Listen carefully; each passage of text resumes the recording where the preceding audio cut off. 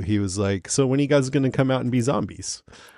Oh, I didn't And we're like, realize whenever you want. And Yeah.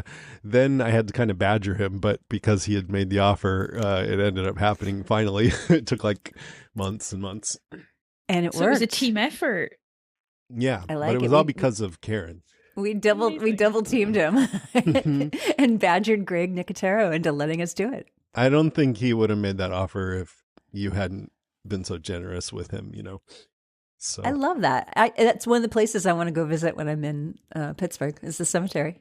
yeah, I think I don't forget if we mentioned it on the podcast, but Karen and David are moving to Pittsburgh We are.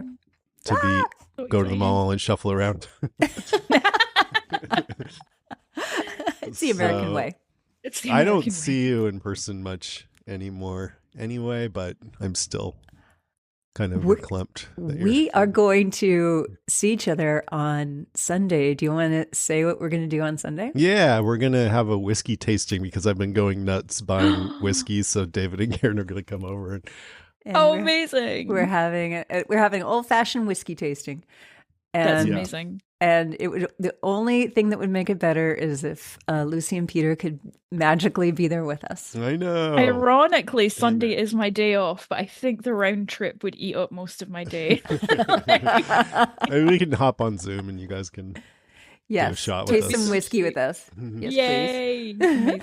Amazing. So back to the zombie thing. I'm going to just talk a little bit about part of my experience and you hop in if you want. Okay. So it turned out the first time, which I talked about during the rewatch for season 2 finale, was a lot different. It was 4 nights of 16-hour shooting. I was there with Gracie Lou and 98 other zombie extras, and we all hung out together, and it was like kind of a social scene with a bunch of rotting corpses hanging out and chatting it up. But this was much different. They needed way less zombies, and I was there I think for 2 days, and you were there for 1 day, but we crossed paths I think at the airport, but we weren't there together, which was a bummer. It would have been so much Yeah. more fun if we could have done it together. So we weren't even there at the same time No, together. we weren't. So it was kind of lonely. So, but when I was there, Greg Nicotero had said I could be a hero zombie. I don't know if you guys remember, but there's 3 levels of zombies. There's one in the very back who just wear masks because you can't see them very much. Then there's mid-ground where they kind of give you spray down and spackle and stuff, but they don't give you the full prosthetics. And then there's the hero zombie where you get prosthetic makeup. And so I kind of sheepishly said, Greg Nicotero said I could be a hero, and they're like, oh, okay. So they took me to the makeup. There's a trailer, Mhm. yeah, with 3 different makeup guys, making up 3 walkers at a time, or at least this is how I remember. It's been like Yeah. 12 years now, Yeah. and so I sat there for 3 hours. But the kind of heartbreak of it for me is, I usually have like scruff on my face, you know, like part of a beard. I wouldn't call this a full beard, but anyway. Part of a beard. They a asked partial me, beard. yeah, partial. I don't know. They asked me if I wanted to shave, and I was like, sure. And they go, you can keep it if you want. It's okay either way. And I'm like, oh, well, then I'll keep it. And then when they did the makeup, it turned out it was kind of halfway between a hero and a mid-ground. They Yeah. didn't really give me the full treatment, and I wonder if I would have shaved, which I totally would have if I knew that was going to make a difference. And there were 2 other people, and one of them was a guy, and he got a really gory looking one. And then there was this beautiful woman there who turned into the ugliest zombie I'd ever seen. That was so cool. Awesome.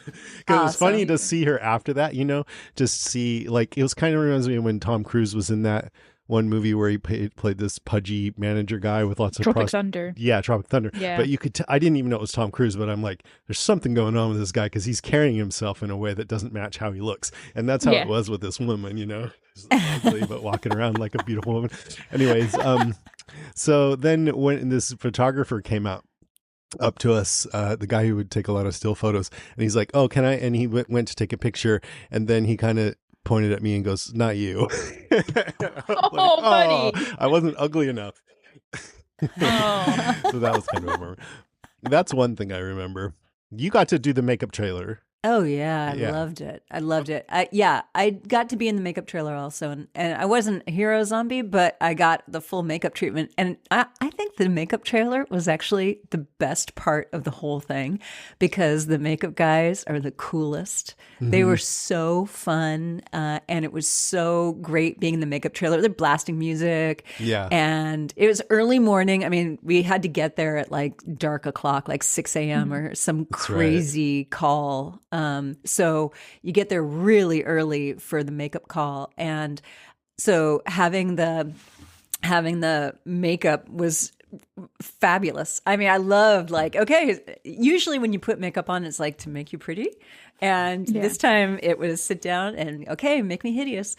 And it was awesome. They made me particularly hideous. And because I had at the time much longer blonde hair, and I said, "What are you going to do about the hair?" And they're like, "Oh, don't worry, we've got something for you."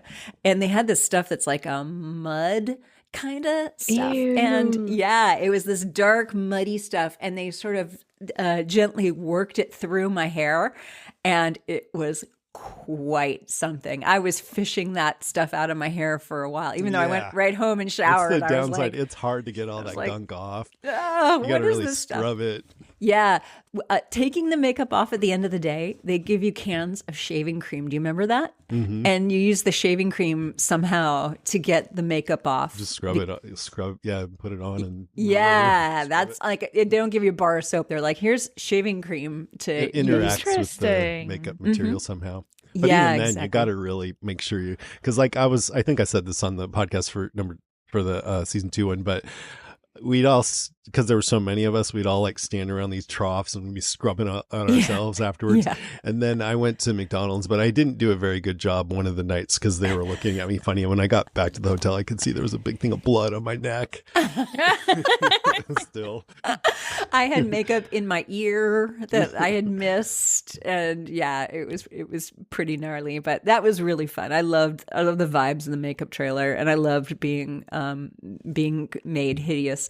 And then they tell you you can't take photos of yourself, and I thought, well, can't I? So I took my cell phone, went into a bathroom Yeah. stall, and I was like, I'm just going to take pictures of myself here, just for my own use. I don't want to, I didn't just, don't worry, I didn't distribute the photos, but I did want a record Yeah. of Do you know what percentage of zombie extras on The Walking Dead I would guess do what you did? I would 100%. guess 100%. Yeah, yeah. Because I did too. They didn't until I think they started taking away cell phones after a while. I think I heard that. Smart. So then Smart. Yeah, and the zombies can't be percentage trusted. dropped. Yeah, that's for We sure. can't be trusted. If we've learned one thing. Yeah, yeah. Did you have fun chatting with the other zombies? See, I remember having more fun on the second season one. On the third season, I just remember us kind of sitting around reading and not. We chatted some. I remember talking with this one guy who was a bartender in like Sonoy or something, and he said Denai Guerrero came in one night and she was fine. That's fabulous. I love it. Yeah, I think, yeah, it felt, I just remember it feeling kind of lonely. I don't know, but you Yeah. did, huh? I loved it. I talked to them and kind of used it as sort of a opportunity to get material for the podcast. So I talked to a couple of them. There's one in particular, a guy who's really skinny, like really, really, really They like skinny. the skinny ones. Yeah, They for the do Zeds. because they the look Zeds. like emaciated zombies. And Mhm. so this really, really skinny guy and I had a great time talking. We had so much fun chatting. And then a couple others sort of joined in, and that was really nice. And then at one point, they had us in a field. And because it was when It's all when the governors and his men came in Right. to attack the prison. That's both of us. Yeah, exactly. It seems like And that. so at one point it was because it was winter, I want to say. Wasn't it winter? Or at least it was, I think it was. Yeah. I think it was too. I think it was like January or February. It was cold. Yeah. And I remember sitting in the sunshine in the field. This was in Sonoy, right? Sonoy? Or was it? Yeah. Yeah. Our hotel was in Peachtree City, or your hotel that I ended up staying at, same hotel. was in Peachtree City, but Sonoy's not that far away. And yeah, it was nice. I was in a field and it was sunny. I was hanging out with other zombies. And then I saw laying on the ground, I'm like, is that Greg Nicotero? And it was Greg Nicotero's body double. It was so Because there were a cool. lot of dummies laying around just because my so many God. zombies got shot, so they just have dummies. Yeah. around. Right. It was the Greg Nicotero created, yeah, dummy. It was so lifelike. I went down and looked at it. And I was like, oh, this really looks like a dead person. It was creepy looking. It is very, very, very cool. And yeah, being in the field and talking to the other Zeds was really fun. But then one of the stories I remember the most is you saw the real Greg Nicotero. Wait, no. You saw Andrew Lincoln. I saw Andrew Lincoln. Go Tell ahead. that. Well, you tell it. So That's funny. we were brought at one point. We were in the break room in between shots, and they were like, "Okay, zombies, we need you down at the field. Follow me." So it was like we were this little line of zombies following one of the assistant directors, and we got down, or production assistants, whatever they're called, and we passed the cast, and I see Andrew Lincoln. So I saw Andrew Lincoln, caught his eye, I waved, and then I blew him a kiss. And he laughed, and that made me so happy. That's so funny. Oh, I love that. And I know he loved that because he's just the kind of guy that would totally get a kick out of that. Zombie, like, hi there, handsome. That's so great. I'm so glad you did that. Just that alone made it worth it that you went out there. Because I don't even know if you got in it. Do you? I never saw myself, no. You never. I thought maybe you might have seen yourself off in the distance, but it seems like your scenes maybe got cut or something. Maybe. I mean, there's a moment where there are a group of zombies at a fence, and I know that I was in that group of zombies by the fence that they showed, but it's not like you can identify me as me. So no, It's kind of far away. yeah. Yeah. Even though they gave me a little bonus, a falling bonus for getting shot. $50. You gosh. $50. Wow. Yeah, if you fall, okay, everybody fall down, and if Yeah. you fall, they give you an extra $50. That was new that year. That I fell the year before and didn't get anything, but that year yeah, we got the a little bonuses. falling bonus. So, where can we see you, Jason? Because I tried to spot you in this episode and I couldn't. Really? Well, Really? I'm going to talk about that. Well, the reason But why I was a hero zombie. the reason why I say it like that is because after this episode, I got a message from my friend the next day who I hadn't spoken to in a while, and he said, "Were you on The Walking Dead last night?" Really? Yeah, That's So- funny. Wow, so, that's amazing. I was the most visible in He was. this scene than anything. Let's see. I'm trying to find a picture here. Hold on one second. Okay, there we go. See? Oh, wow. Yeah, there's you. About There's to get Jason. shot by some random Woodbury guy. So, Some jerk shooting you. yeah. Those Yeah. rat What? bastards. So he put me out of Whatever. my misery. It was kind of nice. So there was two things. So I guess I was there for 2 days, and one day I was a hero, and this day that I just showed you, I was mid-ground, which meant just like spray paint and spackle and stuff. And on the hero day, I was in the prison, and they make it look like there's this whole labyrinth of hallways, but really it's like one L-shaped hallway that they shoot all those scenes in, or maybe a little bit more than that, but not much. And the governor's men came in and started shooting up the place, and we had to shamble around a corner and get shot, me and a couple other zombies. And a couple of the production guys are like, "Hey, do you want to fall down in the scene?" And I'm like, "Yeah." And they're like, "Can you fall so your head lands right here?" And they pointed at this one little specific spot, and they put some cardboard down there, and I'm like, "I don't know. I hope I can do it." Like I said, yes. You always say yes, but I didn't want to fuck it up. And so I go around the corner, get shot, fall down. And then when I got up and looked over at the guys, they were like, thumbs up. Yes, that was perfect. So I was so happy. And then you can see it too. It's 20, oh shoot, I wrote it down, but I forgot. 23 minutes in, you see them shoot and you see my head. It's like less than a second, but I go slam down on the ground, and then they put a bunch of CG blood and gunk just splattering on the ground next to me. Ew. It's pretty cool. Did you do the head snap? Yeah. And, Nice. I felt the only thing you can see on my face, I'm like maybe a little bit too much of an expression for a mindless zombie. But No, zombies don't like getting shot. So happy, yeah. And then the other one, standing. So the governor and his men come in, and then they kind of park their trucks, and they just start shooting they explode the guard towers. And I remember they actually did blow up the guard towers, and there was fire there, but then they added more explosiveness in CG afterwards, so it wasn't quite as majestic as that. And then they, park that truck and start machine gunning all of us. And you can see me there. I shamble up a little bit, and then I get shot in the head. My head snaps back, and I fall. And Nice. So those are the two times in this one.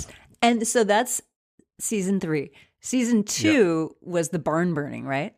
Mhm. Yeah, and I was in a bunch of different places in that one. But, Yeah, you were. We did a whole episode with that. Gracie Lou came on, and we talked all about it. It was really fun. But I want to see what else about this one. You mentioned something about being shunned. Yes. What was that? I don't know what you shunned. mean. I mean, I was shunned. the rest of the cast, when we had like lunch or Mm. any kind of breaks, the other zombies were very accepting of me. And somehow the normal looking people, the beautiful people, the regulars, they avoided the zombies. They avoided the extras. And it was weird. Method. Very, very. Yeah. I mean, maybe that's it. It was really strange. I felt like, why don't you like me? What, Yeah. normally I'm like, hey, how's it going? But they were they were not buying what I was selling. And I'm like, well, I am a zombie. So maybe there's just a little thing in the back of their head. They're like, ugh. Were there like other extras, Woodbury people, or was it like the Oh main yeah, there's cast? tons of Woodbury people. And they were Well, those guys are avoiding you too. assholes, like- They were Yeah, total assholes. they were avoiding you. Damn. Okay, Yeah. I'm guessing. Yeah, it's so interesting. It's like when you go to prison and you end up with whatever ethnic background you are. I feel like it's that kind of force Yeah. at play. But also, Yeah. I mean, so another force at play that I definitely noticed when I was there on the second season is there's just this sort of class hierarchy in Hollywood, and if you're an extra, you're a piece of dirt. and that's not interesting. everyone acts that way. Andrew Lincoln definitely didn't. He Nope. was super nice to us, but like even when one of the person managing the extra said, oh, you can go eat at this nicer place today, they have extra food or something. So I went over there and I asked for something, and they're like, oh, no, not here, over there where the hot dogs are, or something like that, right? And then I was like, okay, and he goes, I'm sorry about that. And then as I was walking away, he said to his friend, actually, I'm not sorry. And I'm like, I can still hear you, asshole. Like, geez. There was just a little bit of that kind of vibe. And then also when I spoke up about something during the filming, like Herschel was supposed to be shooting 5 of us, but he was only firing 4 times. And we went through it a couple of times just to rehearse it. And so I raised my hand and I'm like, I don't know if I should fall down because he's only shooting 4 times, but I'm the 5th zombie. And she's like, are you telling me I don't know how to do my job? And then that's when I realized you're not supposed to say anything, but I don't like that, man. That's why I could never make it in Hollywood, because I feel like I have something to add sometimes and I want to be able to fucking add it. You know what I mean? Yeah. So. I do. But I just shut the hell up after that, of course. Yeah. And then when I stumbled out into a scene, and the same director who yelled at me was like, that's like the best zombie walk I've ever seen. And I think she was just trying to realize that she was a bit harsh. So she was trying to make me feel better. So then all the zombies who had ignored me after she kind of chewed me out because they didn't want to have anything to do with me, then she said I was the best one ever. And then they're like, how did you do that? What were you doing? So there's all this weird like It's a secret. associations. And I just don't like the feeling of having to suck up to people and No. being treated badly because of your status and all that kind of stuff. And I think the moments I just mentioned, that was the full breadth of anything I experienced like that. It wasn't like it was like that the whole time. Most people were really nice. And I even saw Stephen Yun in the cafeteria, and I walked over to him, even though I knew it was probably taboo. And I'm like, "Hey, it's me, Jason. We've interviewed a couple times." And he's like, "Oh yeah, what's up, man?" He was super nice, So. Was he the one that told you to go and get a hot dog, Jason? No, That was mean. Go, you can do it. I promise. It's great. Stephen Yun's like, he's the only one that I identified myself to as Jason of the Walking Dead cast the whole time I was filming, because I didn't want to bother anybody or anything, but he was right there and it was lunchtime, so I figured why not say hi, and he was really nice about it. And he's also lovely. Yes. He's dreamy. Love him. So I'm trying to think of anything else. I was kind of bummed that this episode didn't go over super well with people. People seem to be a little disappointed. I think it was because they thought this was going to be like the climax with the governor, and it turned out not to be. He was still alive at the end. Yeah. And the other thing I wrote down to mention is when we interviewed Andrew Lincoln for our 100th episode, I mentioned I'd been in the season 2 and season 3 finales, and he was like, "Oh my God, that's great. You should try to be in all the finales." So I thought there was cool. the most beautiful zombie woman. She blew a kiss at me. Do you know her? You know her? I've been looking for her. Tell her I'll never forget. Lucy, would you be a zombie if you could? I would love to be. Yes, I would really, really love to be. Yeah, that would be really fun. I think that would be cool to turn up as an extra in something. Have you ever done any extra work? No, never. They didn't. Honestly, there's not a big filming scene. Well, there wasn't in Scotland when I was growing up where I was. Now they film a lot of stuff near Glasgow, and the BBC and Scotland has expanded and things like that. Like they were filming near the Kelpies where we all drove to see the Kelpies and the Falkirk Wheel. I think Good Omens is filmed near there and things like that. So there's more happening now. I did get offered once when I was walking from my apartment to do one of my ghost tours, and they were filming. It was a really bad film, actually. In the end, it was the comedy film of Burke and Hare, The Body Snatchers, and it was supposed to be David Tennant and someone, and I think it ended up being like Simon Pegg and Andy Serkis or something. And I was peering over, and the guy said, "Well, you're basically in costume. Come back later, and you can be in the background if you want." But I never did it because he seemed a bit dodgy.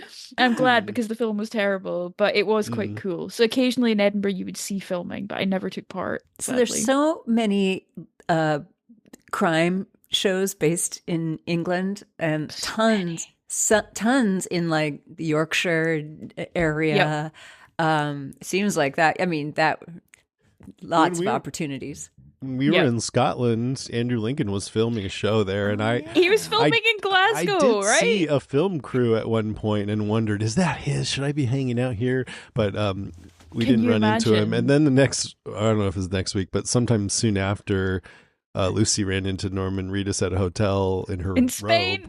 Yeah, that's right. So funny. I was like, I keep forgetting that happened. Man. And then Peter, what are the chances of that? It sounds so made up. I was like, everyone listens to the podcast and be like, okay, and then what happened? Did Andrew Lincoln come too? And I'm like, literally, he was in Alicante. It was really weird. You couldn't have written it. I can't believe it was the one time on that holiday I didn't have my phone with me. But anyway, yeah, he was very nice. But it's funny, it was just of all the places in all the world to be. It was very strange, very strange. I love that. I know. Two more things. So I just remembered a lot of my stuff was just shambling around outside the prison and getting shot outside the prison. And I remember just standing there while they were setting shots up a lot. And David Morrissey was out there just standing by himself in his, that quilted vest that the governor wears. Yeah. And he didn't have the big jacket on. I think he just had the vest. That's what I remember. God, that was so long ago. Anyway, but he was, I think, kind of staying in character. He had this really steely vibe about him. And so I felt intimidated a little bit. Not seriously, but I didn't want to go over and break his concentration or anything like that. No way. But I was very close to him, just kind of trying not to seem like I was looking at him or anything. And then I met him at Walker Stalker a couple times after that, and he was just his vibe was so different. He was just so nice and accommodating and friendly and everything. But he was the governor on set. Yeah. I remember I saw him too, but I only saw him sort of at a distance running with a gun, which was fun, actually. Mm-hmm. Did you see other cast members? Oh, I saw all of them. Yeah. All of them. Yeah. Yeah. Yeah. They were all outside, and they blew up. Something blew blew up up the guard towers at one point. Yeah. Yeah. And they had to sort of, give a big warning about that. Hey, this is going to blow up. Mm-hmm. It was fun. They were usually pretty good about that. And one other thing, if you're wondering, how can you have like a nice healthy smile and be a zombie? The answer is they put drops of this black dye in your mouth to give you a nice black mouth. And it's gross because it gets all over your gums and all over your tongue, and then and kind of in between your teeth, and then you get that great zombie mouth look. What does it taste like? Nothing. I don't think. I don't remember remember it had a taste. Yeah. Yeah, you don't remember That's that? amazing. I remember the black stuff, but I can't rember what it tasted like. So Yeah, and it wears off. I mean, intense. obviously, it wears off pretty fast. So I still have mine. there's. I remember a production assistant person just walking around from zombie to zombie, giving you drops in your mouth. Yeah.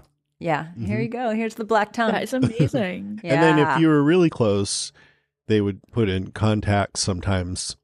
But from what I heard, I never got them, but they were like a total pain to wear, and you couldn't see very well. And I wonder how much of this gets done in post now. Yeah. I mean, I there's at least twice, one in season 2 and one in season 3, where you can see blood and junk coming off of me that they put in post, and I just feel honored that someone took the time to do that. Yeah. I don't know, it's kind of silly. Of course they're going to do it, but I got such a kick out of seeing it. And then just watching the episode last night to prepare for the podcast, it was pretty surreal after all this time to see, oh, there's me. Like I wasn't even thinking about me being in it, and all of a sudden I'm on the screen. So cool. That is really so cool. It must be so weird watching it back and being like, yep, I remember that It's from always the other perspective. It's always good if you're playing two truths and a lie. It's always good. Oh yeah. To I was a zombie on The Walking Dead. Like, how random is that? It's a good funny. one to use. I love So- that. Before we go on to the next segment or say goodbye to Karen and go on, Randy called in and I listened to just a little bit and I saw he said hi to you. So I'm going to play that call Thank you. during this part. Here we go. Hey, Jason, Lucy, and special guest Karen. It's Randy from just outside of your bedroom window when you think nobody's watching. I'm so excited that Karen is on this episode. Karen, everything you've said so far has been correct and perfect, no matter what the other two say. I just wanted to drop in a little bit of trivia I noticed from last week's episode. We see Merle is listening to the song Fast and Loose by Motorhead while he's drinking and luring the walkers to the fight with the governor. Well, in season 11, Judith gets a record from Princess's record shop and shows it to Daryl and asks if he's ever heard of Motorhead. And he says, yeah, it's good stuff. Later, Daryl buys Judith a record player, and then they listen to the album together, specifically the song Eat the Rich, which seems perfect for that season. But clearly this whole interaction was a nod to Daryl's history with Merle. That's amazing. I do have one zombie experience question for Jason and Karen. Did either of you, as zombies, kill any of the human characters? And if so, who has the higher kill count? I mean, even Ooh. if you managed to kill people and it never ended up on film, I'd love to know. I'll take my answer off the air.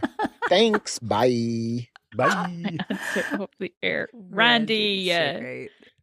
My kill count is that I think I would be more proud if I'd killed other people, but I was also proud every time I got killed, and it was at least 5 times because I'd always volunteer every time they asked for somebody to be shot, you know? Yeah. Yeah. I was killed a couple times. I mean, I was shot a couple times and fell down, but as we've said, did not make it to past the cutting room floor. But you never killed a human? No, the closest I got was when they all ate Patricia. You know, they pulled her away from whoever was dragging her out of there. Was it Beth, or I forget who was Beth. Patricia's hand holding? Yeah. And then I got to, you know, get down on my knees and start munching down on her with everybody else, although it was a dummy at that point. And I actually did bite it, which was a dumb thing to do because it was all dirty and you didn't need to do that. But I was getting too much into character, I guess. Channeling your inner zombie. So that's the closest I came, gnawing on a person who is probably already dead. Fair. Sorry, Randy. It's pretty disappointing, I know. Well, this has been so much fun. I will try to kill someone else before I talk to you again. Yeah, thank you, Karen. I'm really happy you That came was on. so I'm sure the great. listeners are too. I can't. I love being on the show with the two of you. You're two of my favorite people in the entire universe. So it's a Yay. pleasure. Thank you so It feels much. really weird because I think this is when these episodes are when I started listening to the podcast, like season 3, 4. So it's very cyclical. Weird. Yeah, So right around strange. this time as we started getting these amazingly articulate emails from Lucy. Mm-hmm. Yeah, man. And Back in the day. yeah. Wow. now- That's kind of crazy. Well, Now okay. I'm old. You're probably still not the age I was when I started doing this. I if know. That's any You're spring consolation. I'm not chicken. far off. I'm not far Not off. far off. How old were you when you started? I think I was 42? 38. 42. You were Yeah. 38. I think. Yeah, that would track. so. Yeah, I know. Yeah. I'm not that much older than you. You Or were maybe 40. 30. Well, I was born in 71 and we started in 2010, Damn. which would make me 39. Oh, 39. Oh, all right. Yep. All right. I am actually not that far off that age. So. But I'm 23. it'll be coming before you know it. Well, thanks again, Karen, and we will talk to you soon. Love to have you back on to cover a movie or something. Yes, sometime. please. Yeah. Yes. I'm right there. So, okay. Okay. Bye. Send David and Bye. Posey our love. I will. Don't get bit, y'all. Don't get bit, Karen. Bye.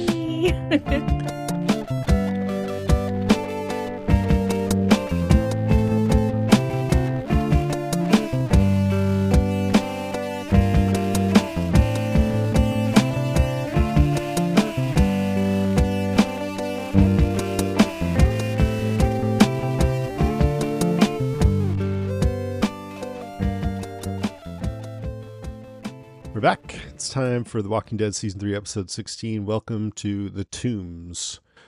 I'll read the plot summary this time. It Okay. says, the governor kills Milton in Andrea's cell where he turns and bites her. Wait, the governor turned and bite her after he killed Milton? That's not very well written. That's just poor grammar, Wikipedia. Woodbury's army attacks the prison but flees when Rick leads an ambush. Carl kills a surrendering soldier / child, terrifying Rick. Furious at their retreat, the governor massacres his army and leaves with Martinez. And Schumpert, what about Schumpert? Yeah, I know. God. Shump, man.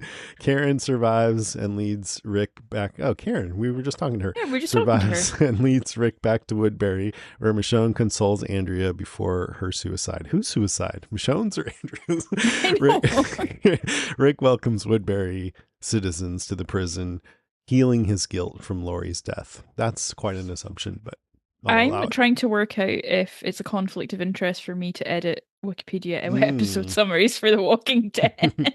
What do you think it is? Probably because I participate in a podcast about it, so I'm Oh. probably too close to the subject matter. So you have to decide what you want to do. Keep doing the podcast or edit the summaries. Yeah, yeah. Maybe I'll quit the podcast for 2 weeks, edit the summaries, then come back. Then come back, yeah. Hope we don't have a new host by then. Yup. No, just kidding. All right. So what do you think of this one? Yeah, yeah, I liked it. I think it's a weirdly optimistic ending. Like, and the music is very filmic. So it feels like a really strange episode in lots of ways because there are some kind of hopeful moments, but not a lot really gets resolved. So it is a Yeah. weird one to look back on. Like you mentioned in the segment we just did that this episode wasn't as well received, maybe, or that people were frustrated with it. And again, I think because it's a rewatch, I'm not feeling that frustration because I'm like, oh well, it's gonna all come out in the wash in a few episodes. Yeah. We don't have expectations that weren't met or something like that. But I remember at the time, now that you've got me thinking about it, being a bit like, why didn't we just finish the governor story now? Why is it Yeah. dragged on? Especially because we were it was dragging. It felt Yeah. like, when are we going to get to see the big battle with the governor? Is it this episode? Nope. This is episode we're watching Merle the whole time fail, Yeah. Which now it seems like a brilliant episode. Back then it was like, come on, let's get to it. And it's funny because with the whole show in the rearview mirror, I remember when the Negan stuff started, a lot of people being like, don't let this drag on like the governor. Yeah. And I think it dragged on worse than the governor. Way So now worse, looking yeah. back, I'm like, oh, it wasn't so bad. Like we only had a No. season and a half. That's like short, you know? This seems fine. Yeah. I mean, yeah. And also, like, because I think you were waiting for the battle, and then it comes here and it's not even a definitive conclusion for the story of the governor. It's like, No. what? And so that felt disappointing. But now, when we don't have those expectations, I have a whole new appreciation for this episode, and I feel like I have a deeper understanding for what they were going for and an appreciation for it. So that's the rewatch for you. I've been feeling that feeling a lot. Yeah, it's funny how in some episodes the rewatch has a negative impact in that, like that Andrea episode I found much more of a bummer because I knew how it was going to end. Whereas this one, I think we can appreciate it better because we know it in the context of the whole show, and I think that's interesting. I mean, in and of itself, it felt a bit pointless to me because the governor's story didn't end. But now I think I understand the point of it and the connective thread that weaves all the different elements of the episode together. Were there any external factors? Was it like we don't know if we can get David Morrissey, or like was there anything in there, or was it always intended to go a season and a half? I Do we don't not know? know if it was Yeah. always intended, but I think by the time they got to this episode, of course they knew. They Well, knew he they was gonna left him come alive, back. so they knew he was going to come back. Yeah. Yeah. I don't know. I mean, it seems, I don't know. Can't say. Yeah, it's interesting. So, do you want to go first or do you want me to go first? I can go first. Okay. Peter and I have had a lot of discussions this week about cruelty in The Walking Dead and Oh, in The Walking torture Dead, that's good. I specifically. thought you were just going to But leave it right cruelty, there. or like We it's need to cruel talk when you about don't make cruelty, my Peter. coffee in the morning. Also, sidebar: this episode has Peter's favorite Walking Dead moment ever, which is Herschel's facial expression when Carl shoots that kid. He made me pause it. He's like, Yes. "Pause it! It's so good." I'm like, "Yeah." That moment where really he's like, "Oh is. boy." Horrified. I forgot that I hate the start of this episode because I don't like people getting tortured or beat up for shock value. So we were talking about this episode in the context of Andrea in the torture chair, and we were both speaking a little bit about how The Walking Dead at this point is starting to play with the boundaries of what you can do on screen and what you can get away with. And it hasn't gotten to Negan levels yet. It hasn't gotten to season 7, episode 1.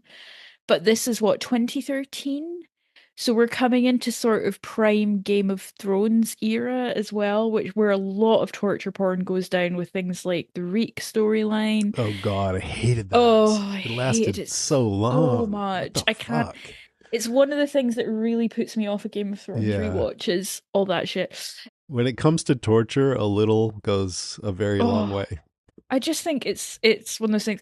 So we spoke about that a lot because I was thinking about Andrea and the whole basically the contrivance of her being in this fucking chair in this room, looking like she's in a Saw movie. Mm-hmm. Is it a good ending for her? I don't know. That's something we'll probably talk about. But in specifically to do with cruelty, I really find the governor torturing Milton very, very difficult to watch. Just because Milton is such a passive, meek character, and the governor in this cold open sets up all the cruelty of Woodbury in this episode. We open with Milton getting beat up, this close up on the governor's eye. They have this discussion about how now it is you kill or you die. Milton asks, "What would your daughter think about what you are?" And the governor says, "If I'd been like this from the start, she'd be alive today." That's kind of interesting because Carl comes to a sort of similar conclusion about why they should keep not let people live, because if Rick hadn't let someone live, Laurie might still be alive, and sometimes these harder decisions you can speculate that they would lead to better outcomes. But yeah, then we Milton gets dragged through to Andrea, who I think has been tortured a bit. She's covered in more blood than she I couldn't was. tell, if that was from just trying to escape because it was The wrists around was trying her. to Yeah. get, but then she had some on her face, and so Yeah. that's grim. Milton smartly leaves her this tool. The government, or the government, the governor tells Milton to kill Andrea. He is the government, pretty much. He is the government and governor. And Milton gets just horrifically stabbed by the governor, who says, "I told you were going to kill her." And then he flips it on his Because he head and means says, as a zombie. You're going to come Yeah. back as a zombie and do it. "You kill her, you die, or you die and you kill," which is a Mhm. very nice wordplay there. Yeah. But it's just a really brutal way to start the episode. Good Lord. I watched it twice for today's recording, and I was like, just didn't pay that much attention the second time around because I don't love it. I don't love that level of violence. But they shoot it in a very visceral way as well. Yeah. What I actually liked it. I loved it. I thought it was I great. thought it was so fun. I watched it 5 times. No, because at first you don't know who he's torturing. It's from the camera's point of view, and you wonder if it's Andrea. I think that's the point, right? Yeah. And then you hear Milton say something, and I think this is a pretty good farewell episode for Milton. And he does so well in it. He really that's what does. I was going to say. Like, Dallas Roberts is a great, like, if you're going to have somebody need to play someone who's mortally wounded and on the verge of death to the point where sometimes you wonder if he's already become a zombie, but oh no, he hasn't, and make that believable and just deliciously well acted. He's the right guy for it. So I was appreciating his acting, I guess, the whole time. I don't usually I don't like watching torture either, but I feel like if they had had the governor, with the thumb screws or something, then I'd be like, no, thank you. But have you ever watched something like I don't know, Saw? I only watched the first Saw because Derek and Reem and I did that as an episode of the Zedhead Show, the Patreon podcast. I had avoided watching Saw or Hostel or any torture porn before that, but I figured, it's about time I watched it and see what this is all about. Yeah, that's a film that I'm just like, I don't know if I could watch that. I don't think I could. I find it too, difficult. I'm not into it. No, not into it. All right. My turn? Yeah, go for it. Okay. Here's why I love torture by Jason. Let me count the ways. So this one's kind of long, but my other ones are all short.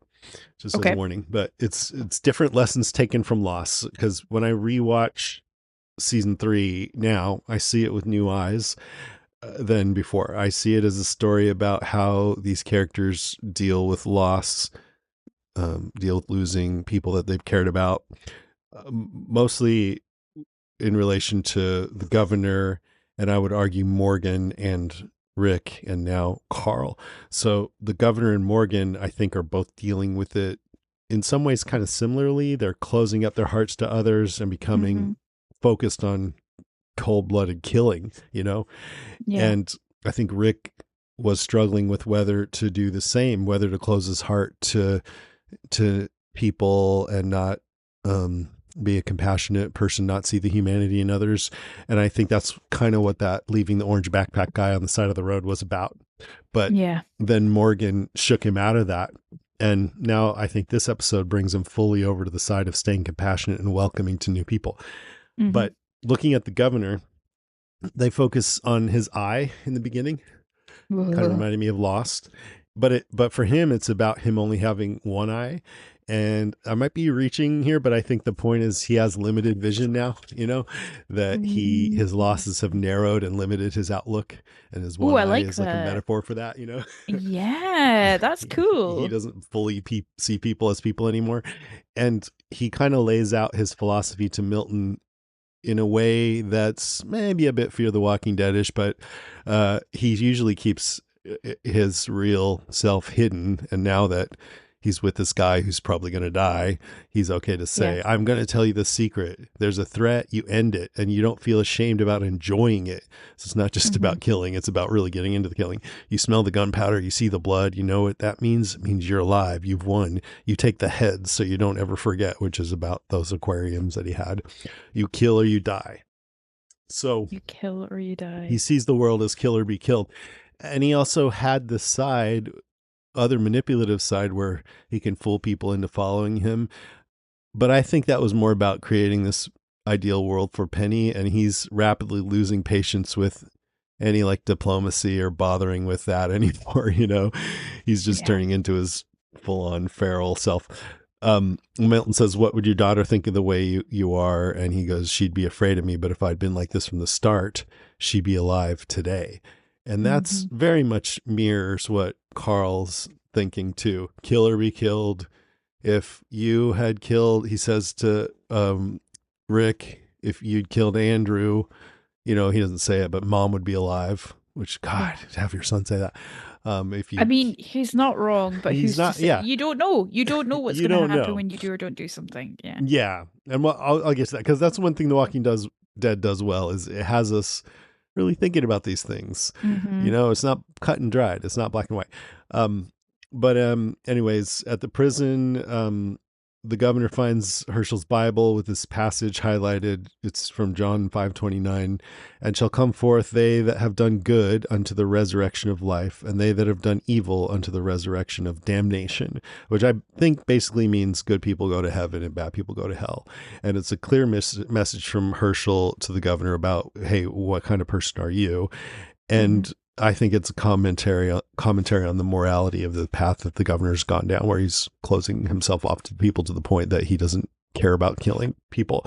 Yeah. And so then when Rick and everybody drive his people out of the prison, and then the governor stops, and he's so pissed at them for running away, and they're all arguing about whether they should have been fighting, and he just loses patience and starts mowing them down.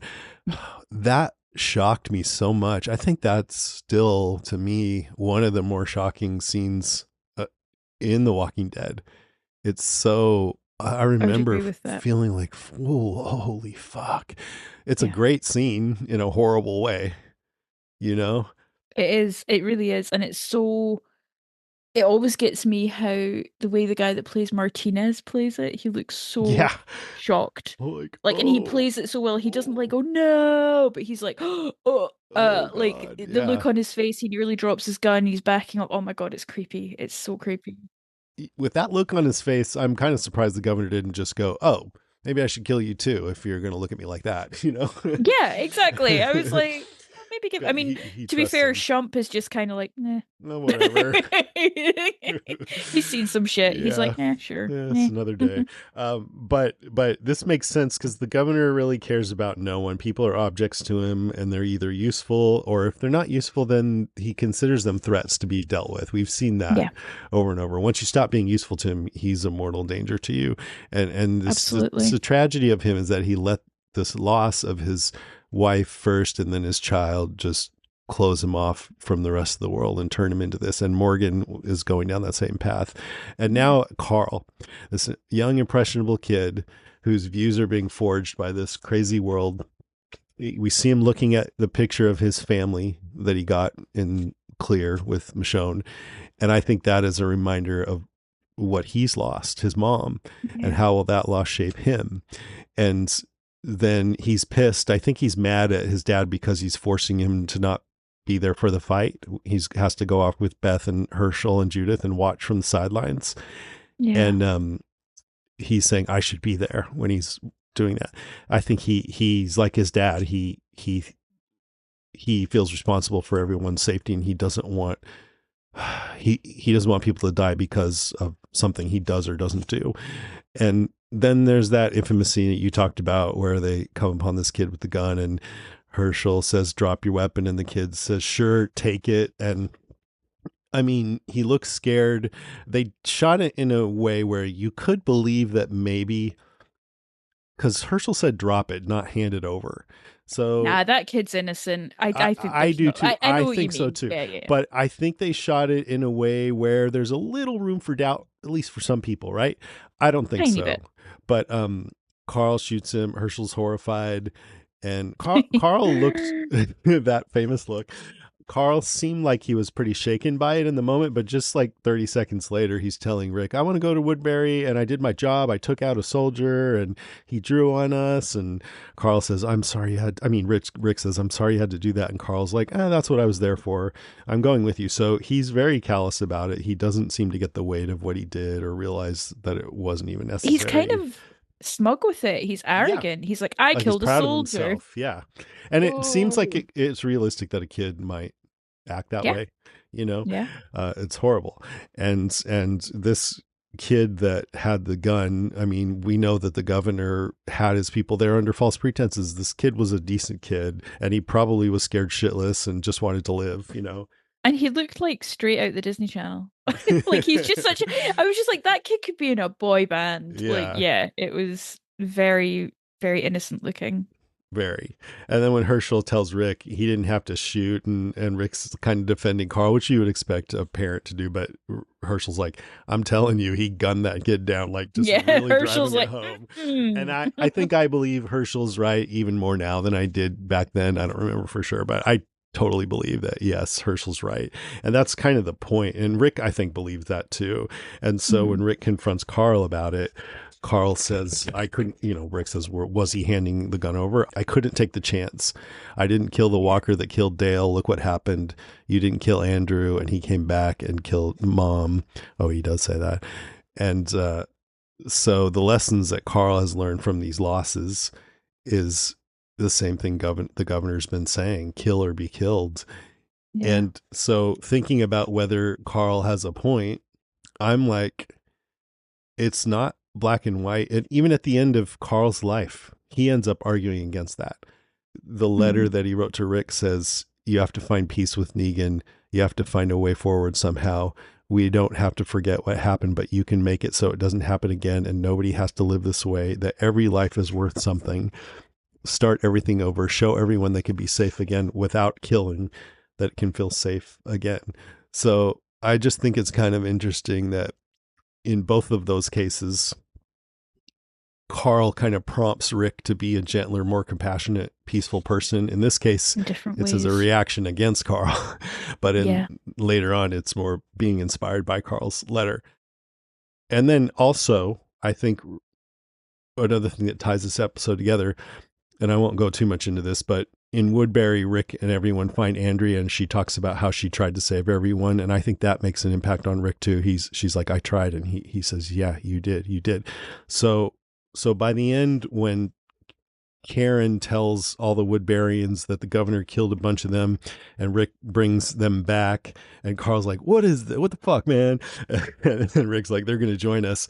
And I think the combination of Carl becoming callous and starting to go down that path that the governor, and I would argue Morgan, went down, and Andrea being inspiring and having tried to broker peace and avoid any violence or killing, I think all of that convinces Rick to invite the Woodburyans to live with them at the prison. I mean, I think it's mostly to be a model, set an example for Carl, but by following Andrea's lead and show him that it's not always kill or be killed. And I think the point is, whenever possible, they should evaluate whether you shouldn't just knee-jerk kill anything that seems like it might be a threat.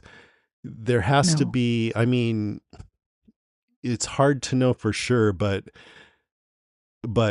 you know, when Andrea says to Michonne, "It's good you found them," meaning she's realized Michonne has found Rick's group, and Michonne says, "No one can make it alone now."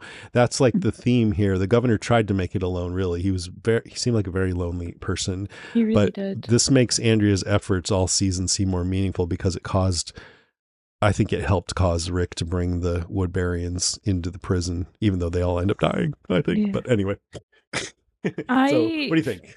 I think you're right, and I feel so bad for Carl in a way because although the trauma of losing Laurie is the more recent one, he's high tuned to notice that because of what happened with Dale, because what happened with Dale was so horrible. Like for kid Carl, um, not killing that zombie and then the zombie coming and killing Dale, like that must have been just such a trauma for that kid to go through, and that's going to be on his mind constantly. And then to see his dad do the same kind of thing, um, it just compounds that feeling and that anxiety for him that if you don't kill people, they're going to come back and do something even more horrible. And yeah, although I hate what he does in this episode, killing that kid and acting like he's been a big hero and things like that, Mm-hmm. I can understand it. Yeah. Um, yeah, it's an interesting what you say, the way that our responses to grief shape everyone's behavior in these episodes, and yeah. And I mean, each situation. So, Dale with the zombie. Why didn't Carl kill that zombie? Can you remember? Did He he ran just? away. He just didn't do it because the He was zombie throwing was. rocks at it, and he Oh, ran away. did he have the gun at that point?